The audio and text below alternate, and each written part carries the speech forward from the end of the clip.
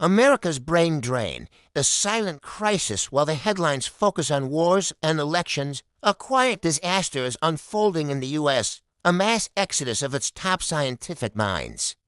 Thousands of researchers from elite institutions like Harvard, Stanford, and many are resigning and leaving. Why? Because of Trump's return and his aggressive policies against science and academia.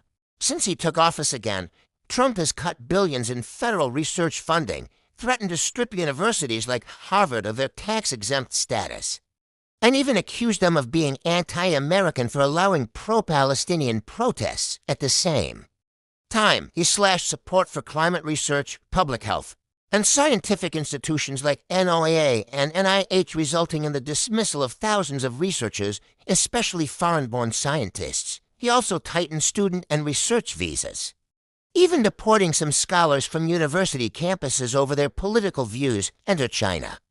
And Europe, while America shuts its doors, China is opening theirs. Chinese AI startups like Manycor are now flooded with applications from former Silicon Valley engineers and Ivy League graduates. In just months, hundreds have moved there.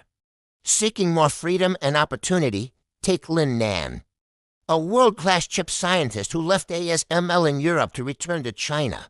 He's now leading efforts to build local alternatives to EUV chip-making tech, something the U.S. has banned from reaching China. His team already achieved 3.4% efficiency, nearly matching Western machines. At the same time, Europe launched a 600 million euros initiative to attract American scientists, with French President Macron personally inviting them to come where freedom is respected. They even created a platform, Choose France for Science, to fund their research and relocation. So what's the risk? Well, Trump tries to choke China's tech rise by restricting companies like NVIDIA and AMD. The result may backfire. China is accelerating, investing $1.4 trillion to localize chip and AI industries. Companies like Huawei and DeepSeek are now building their own alternatives to chat faster and cheaper. And as Jensen Huang, CEO of NVIDIA, said, 50% of top AI talent is Chinese, and many are heading back home. Final thought: America isn't just losing dollars. It is losing the brains that made it a global superpower in science and tech. And the world? It's watching and catching those minds with open arms.